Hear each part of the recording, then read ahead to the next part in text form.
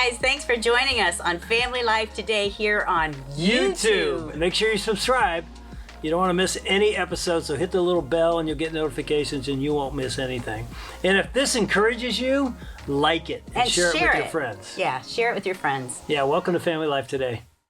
To the mom that feels really isolated, I would say make friends with people that don't have kids. So singles, those were some of my best friends in that time. They would come over after I'd put my kids down and my husband was gone, and we get to hang out. And they were flexible enough to be able to drop by when my kids were napping or when they were asleep. And then I would say make friends with people that are older than you that will give you perspective that this season is not the end all be all. Like, this is what's going to happen. And here's how I handled this. And here's what I did. And those people are necessary in your life.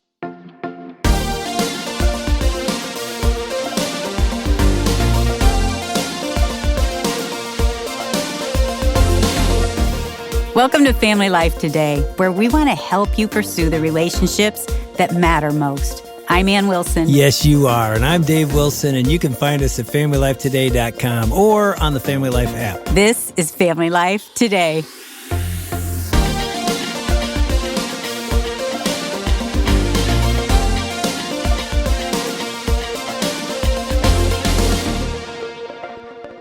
We're having an amazing week. The best of week. We're revisiting favorite moments on Family Life Today from the past year. And today's theme is... Friendships really matter. And it was fun because we got to sit down with Maggie Combs. We have some people in the studio with us too, right? I always forget you guys. Talk about friendships that really matter. We got David and Meg Robbins, the president of Family Life, back with us. I mean, you're our friends, right? You guys, seriously, we do get to do a lot of things together, you know, when it comes to different conferences, retreats we do, get to sit around this table together. We are so grateful to get to do it with friends like you. You Sincerely. guys are a blast. Wow, you Vice too. versa. And one of these days, we're going to get on a pickleball court. That's what we're going to do. This has to happen. That's going to be fun. Or a tennis court or whatever. We will not that's what publicly air on Family Life Today the current tennis record. I'm coming at you, David. It's coming. You will get me, no question. Okay, let's talk about friendships and community. I mean, it's built into the human DNA. We need people. So we really need people. And I loved when Maggie Combs came because she had us a book called Motherhood Without Rules. And we're going to kick off with her because she's the content director for Well-Watered Women Ministry. A lot of our listeners have probably heard of that. But Maggie sat down with us to talk about how much moms need other moms. It's pretty crucial. We've been given friends. We've been given the local church. And so often we want to go to Instagram for relationship. We want to go to social media for relationship. And those relationships are not enough. They cannot know our whole selves. But women who are in our lives doing real life with us can, when we're willing to pull back the veneer and say, hey, I don't feel like a good mom today because I did this. And moms tend to hide in our shame. When we feel shame, we pull away from others. And I remember making myself make calls when I felt like every other mom's better than I am. And if I tell them the way I'm acting or even what's in my heart, like I'm so angry or lonely sometimes, I'm afraid I'll be judged. And so sometimes to be the first one to say it will open this door of other women saying, me too. And there's something really special and healing about having people open up about what they're facing and then praying. I think the right kind of friend, Dave, is really important. When I would call a friend and she would say, I know your husband is an idiot. I'm like, okay, that may not be the best friend. You had friends say that about me? It could have been a family member. No, I'm just kidding. I was going to say there's kind of two steps. There's one being the willing to be the first person to be vulnerable. Yeah. But then making sure that you are being vulnerable with the kind of friend who's going to give you the gospel. Exactly. And so the world is full of all kinds of things to put our hope in. Like we can put our hope in the next girls' night out or the next vacation or one of the main ones moms here is like, don't worry, it's just a season. And that is a little hope. That is not enough to support all the hope that we need for motherhood. And so getting a friend who you know is going to say, I see that. I see how that was really hard. But you know what? I also see that Jesus is here with you. And he knows what it's like when your kids are they not listen to anything you say. Who knows better than Jesus about that, right? I mean, it's like prone to wander, I mean. And so when your kids are refusing to listen to you, a friend who says, you know what, I think God has experienced that too. Let's pray together. Yeah, that let's friend pray together that says, let's and remember. pray. Yes. Let's remember together what God has said about this. I love what Maggie had to say there, and you, Anne, because I can so relate. And the enemy wants nothing more than to get us in that place where we want to hide and isolate. And I know that in pretty much every stage that we've been through so far in raising kids, from the diaper stage to the 7-year-old stage, and now we have teenagers. We obviously still have a road ahead of us. But every stage, there are times when I feel like I'm failing or I'm doing things wrong, and it does come with shame at times. But there is so much freedom when I have picked up the phone and invited someone into that space with me, or sat down with coffee, or had a play date, or whatever it was, but chosen to take that risky step with another friend. I mean, we are created for friendships and for community. And I know for me, I experience the love of Jesus and the freedom so much more when I take that step of faith and just step into the light with others. There's something about the authenticity of someone calling you up or taking a walk with you and just being totally honest and real of where they're struggling. Yep. I remember one of my girlfriends, we were walking, she goes, I found pot in my son's backpack today. You know, and like we have been brutally honest, not only with our kids of faith, but then how we feel we have maybe attributed to their failure or what we perceive as failure. And yet God's in the midst of that. And there's so much healing then when we come together and we pray through those things. I feel like I have a partner. I love that Jesus gave us one another to walk this life. Well, I'll tell you, this isn't just a woman thing. Sometimes it's easy to think, oh, women are so much better at this than men. And, you know, guys sit separate. We need community as much as anybody, and especially as a husband and a dad, to try and do it without guys. The best gift I think God's given me in my life, besides Anne and our boys, and now our daughter-in-laws and my grandkids, is other men. Do you feel that, David? Do you need that? I'm so grateful for the 6 guys I've had for 20 years, and each city I've gone into, I've actually made the internal commitment after being overseas and feeling very isolated. Whenever we move to a new city, within 6 months, someone will know my whole story. Someone in my vicinity, within the place I live. It's one thing to have friends at a distance, a whole nother thing, friends you're walking with. Because as Larry Crabb said, everyone needs people where you tell your story without leaving out a chapter. And that's true, but I also need friends, and this is part of the discernment, where you take those risks, but you need friends that don't just give the spiritual platitude back. And I feel like that's what Maggie was really sharing there, is people that will take you to the full grace and truth and depths together. And I think that's part of what makes family life today what it is. I mean, you guys journey with people. I mean, you don't sit at a literal table with people who listen, but Dave and Ann, you get to sit with people and invite someone else into the conversation, and you are a trusted, authentic friend to someone who needs to hear the gospel truth, not a spiritual platitude, but the depths of what God offers us and meeting us in our time of need. And we need those people in our lives, but at Family Life and with Family Life Today, we want to keep encouraging you to be able to do that every day of the year. And that is why we invite you to partner with us and give a gift. It allows us to keep journeying alongside more families and more homes and more people, giving them not just spiritual platitudes to make it through the next 20 minutes, but a foundation of God's timeless truth that gets them through the hardest of times and helps push them into community that will last. Yeah, so as we keep talking about the best of, we had Jenny Allen on. She's so fun. Oh, she was awesome. She and her husband, Zach, live in Texas. She has an amazing ministry, wrote a book called Find Your People. And you talk about a conversation about how important community is. I don't think anybody can say it as well as she did. I was inspired to find more people in my own life, and I think you will be as well. To the mom that feels really isolated, I would say, first of all, make friends with people that don't have kids. So singles, those were some of my best friends in that time. They would come over after I'd put my kids down and my husband was gone, and we get to hang out. And they were flexible enough to be able to drop by when my kids were napping or when they were asleep. And then I would say make friends with people that are older than you that will come over and like say, hey, let me tell you, give you perspective that this season is not the end all be all. Like, this is what's going to happen. And here's how I handled this. And here's what I did. And those people are necessary in your life. We call them mentors or disciple makers sometimes, but whatever you call them, you just need people that have done this life stage before you. And then I would say get creative with your friends. So one thing I did with my friends when we had young kids was every Sunday we would cook for each other and we would deliver meals and see each other when we would deliver our meals to each other. That's so sweet. So you did that every Sunday? Yeah, we would cook together. Yeah.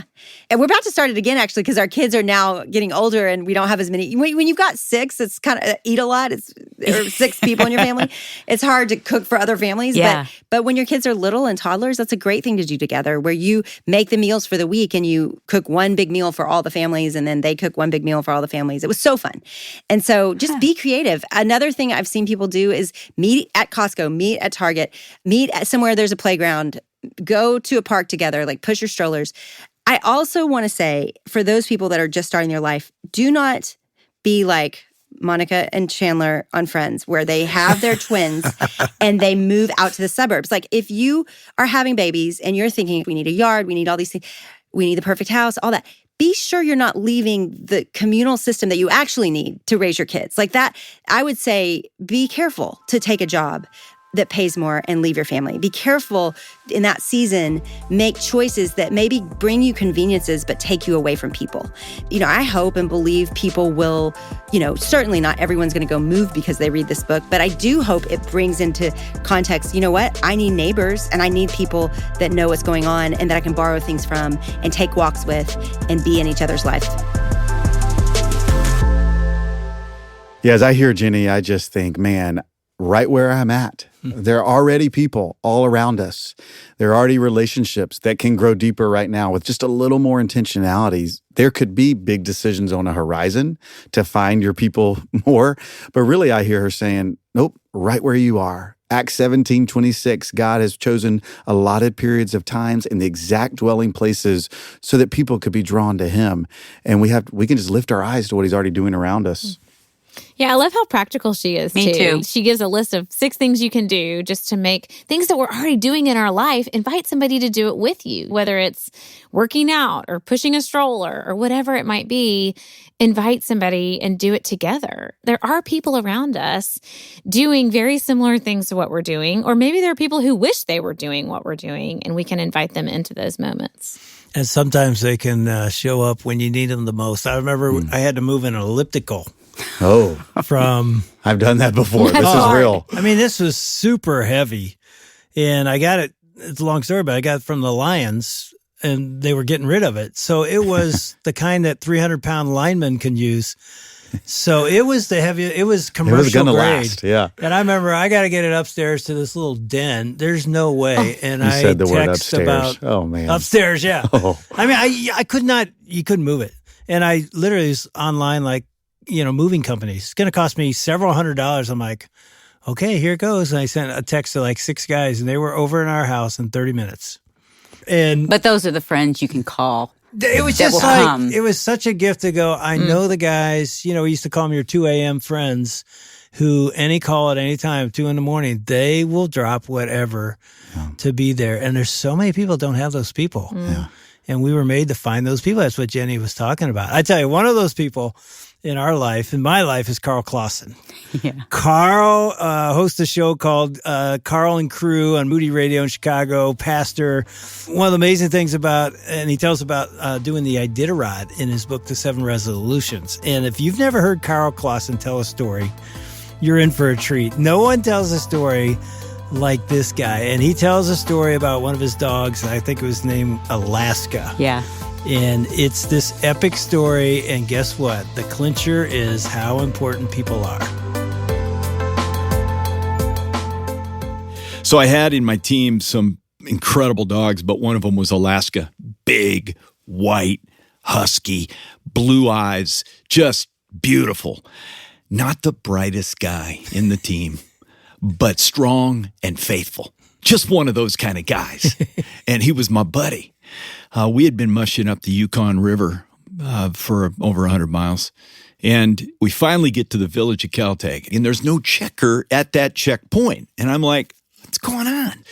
And I go walking up to what I thought could be the checkpoint. And I knock on the door. No one answers. I open it up and walk in. The minute I step inside, I hear the worst dog fight I'd heard in a long time outside. I run out there. I've got my headlamp on, and it's dancing in the snow, and I get to my team, and there's blood all over the snow.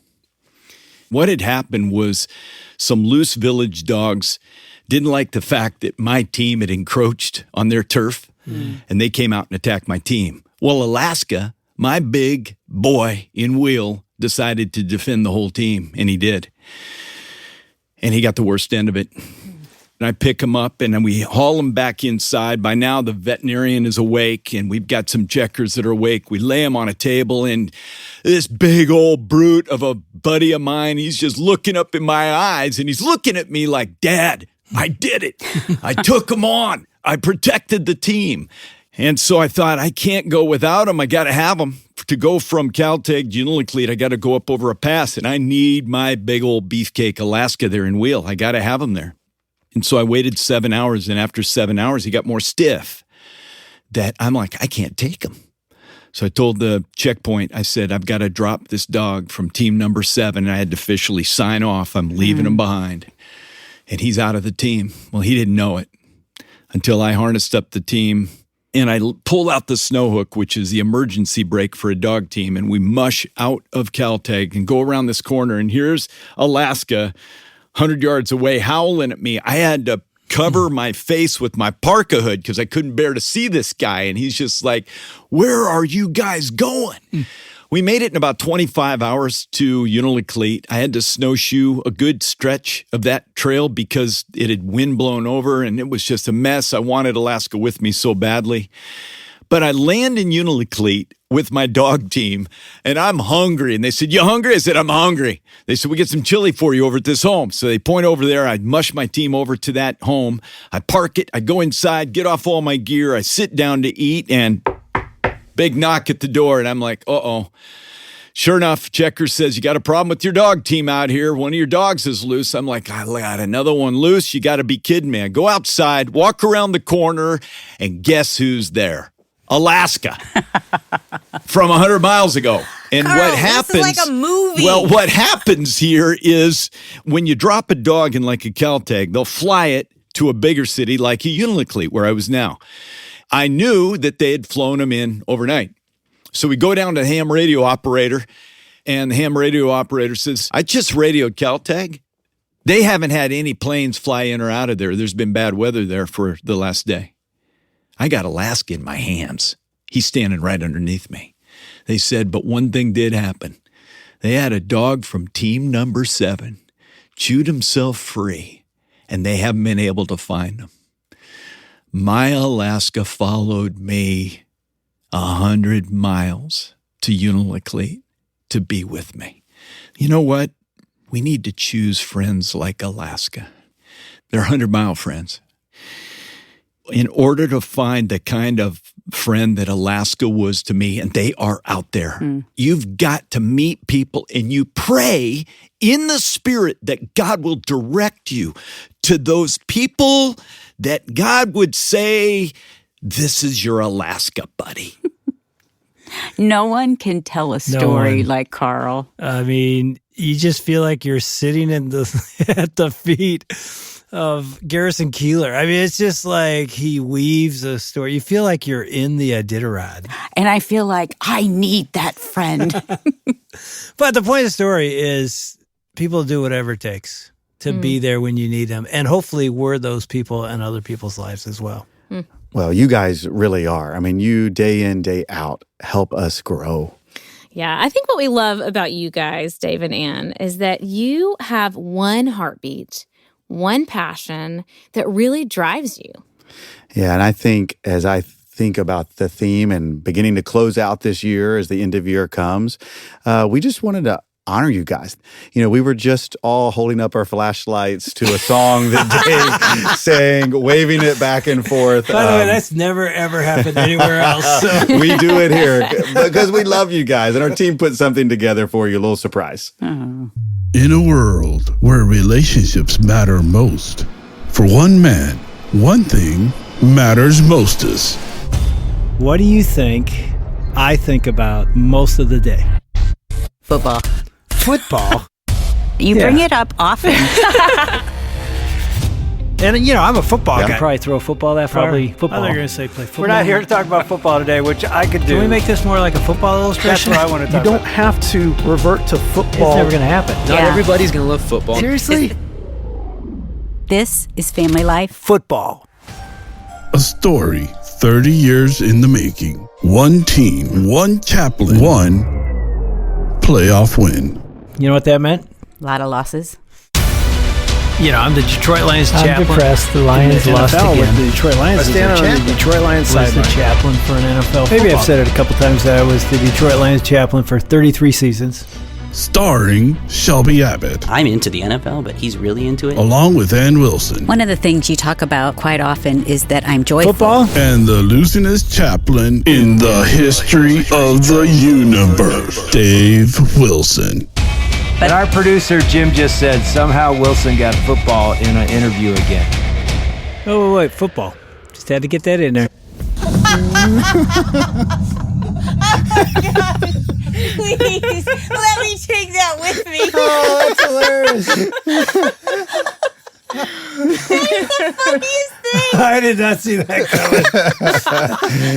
Oh, you guys. I think they made all that stuff up. I don't talk about football that much. They totally dubbed your voice into unique things there. You're still so much on the cutting floor. Did you do that? It was so well done. Oh, that's hilarious. That just gives you a little amazing. glimpse of the Family Life, the quality of the Family Life team behind Dave and Ann. Yeah. An amazing group. But on a more serious note, now that we got you chuckling, we are seriously so grateful for you and you pouring out your lives. One of the things we love about David, it's too late after that. No, come on, hold on. One of the things we love about you, stories? About football. About you is not only do you point us to God's word time and time again, you are so authentic. You bring your own story, even if it is a lot about football, because that's who you are. It's got to come out of you because you love it, And you keep us all laughing. You do keep us laughing, and you're willing to laugh at ways. yourself. I mean, that's a gift. There's a lot to laugh about. Amazing humility of that. But one of the guests we had recently, Benjamin and Kirsten Watson. He's a football player. He was. Man, you would steal that from me. He was an NFL football player. And they had this to say about you guys.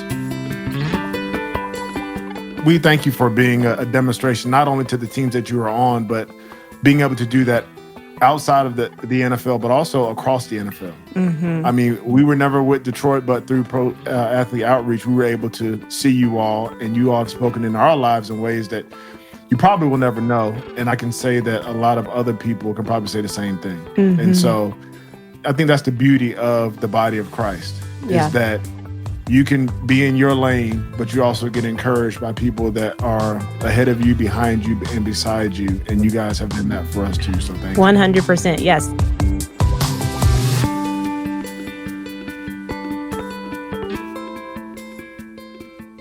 That's really sweet, isn't it? Yeah, I remember when they surprised us, really. We were interviewing them, and they said, hey, can we say something? And we're like, yeah, what do you want to say? Not thinking they were going to thank us for that. And we have to end with saying, to you listeners, you really matter to us. We need you. And we thank you for how you support us, how you listen, how you're contributors. Many of you give financially, and that is an incredible blessing. We can only do what we're doing because of your generosity. Yeah, and I would just add, we've been talking today about relationships really, really matter, and your donations really, really matter. You make this possible. Some of you are listening going, I've never made a donation. You know what? We love to invite you. Jump in. There are thousands of people that are making what you're hearing today possible because they've said, I want to be a partner. And maybe you've never had the chance. We're giving you a chance right now. It's year end. It's a critical time for us at Family Life. In fact, your donation given today or this week will be matched dollar for dollar. So it's a great time to jump in. And I invite you to be our friends. And friends sacrifice for one another. And I know I'm asking you to sacrifice, but I think it's worth it. And I think you do as well. So we'd love to have you join in and make this continue to go and grow and thrive and change families like it's changed yours.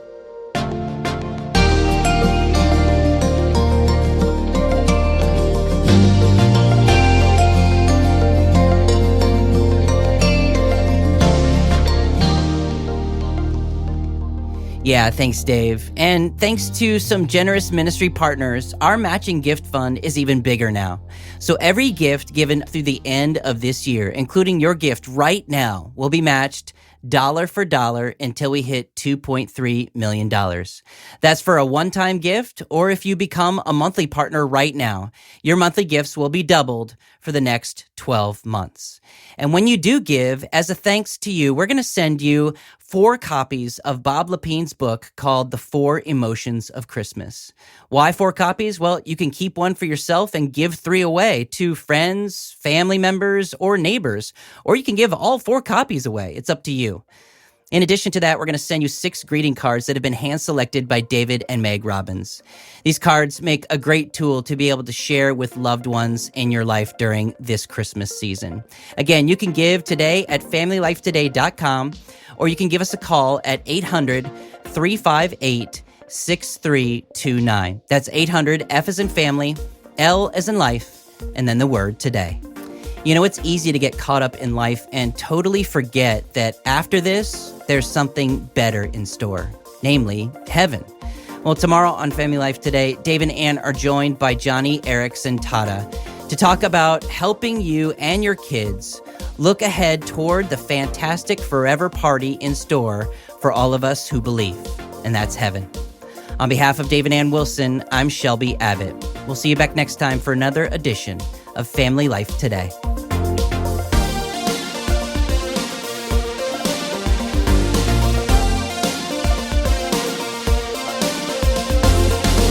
Family Life Today is a production of Family Life, a crew ministry helping you pursue the relationships that matter most.